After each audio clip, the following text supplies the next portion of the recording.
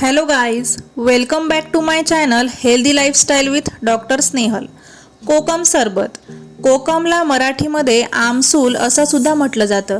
तर हे सरबत उन्हाळ्यामध्ये खूप फायदेशीर ठरतं, तहान भागवतं. जसं की खूप लोकांना घसा कोरडा पडणे, नेहमी खूप पाणी प्यावंसं वाटतं, खूप तहान लागते, अशा लोकांनी तर हे नक्की प्यावं. त्यासोबतच उन्हाळ्यात भूक थोडी कमी झालेली असते, तर भूक वाढवण्याचं काम करतं, पचनशक्ती वाढवतं, अन्न पचायला मदत करतं, सोबतच पित्त कमी करतं. तर उन्हाळ्यात शरीरामध्ये उष्णता वाढलेली असते, खूप आग होणे, लघवीला आग होणे.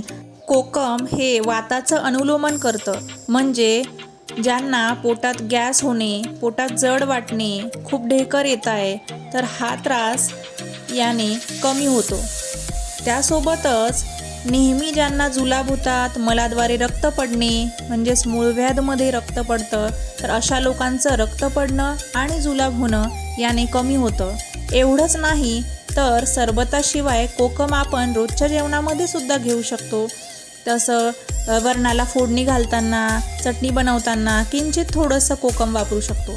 तर कोकम सरबत बनवायला कोकम 3 ते 4 तास भिजत घाला, नंतर मिक्स करून घ्या, ग्लासमध्ये गाळून घ्या आणि त्यामध्ये जिरापूड, धनापूड आणि मिश्री म्हणजेच खडीसाखर घालून व्यवस्थित मिक्स करून ते ग्लासमध्ये गाळून प्यायला घ्या.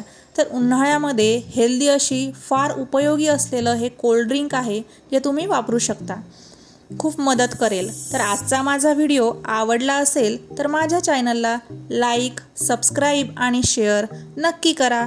थँक्यू.